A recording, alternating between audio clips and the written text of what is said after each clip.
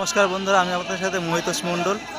তো আজকে চতুর্থীতে চলে আসলাম যাত্রাপুর আঞ্চলিক বারোয়ারি।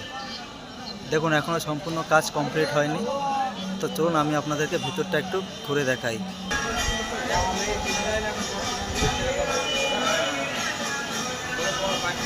তো এখনও কোনো কিছুই ঠিকভাবে সাজানো হয়নি।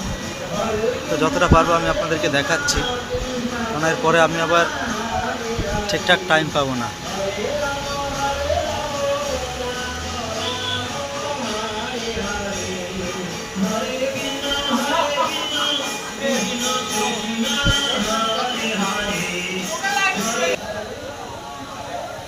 এখনও বহু কাজ বাকি, আর এখনও পুজোর বাকি 2-3 দিন।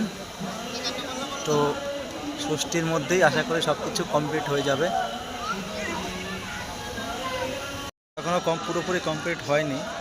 তো আজকে যতটা পারলাম আপনাদেরকে দেখালাম। তো ভালো লাগলে অবশ্যই চ্যানেলটা সাবস্ক্রাইব করে পাশে থাকবেন।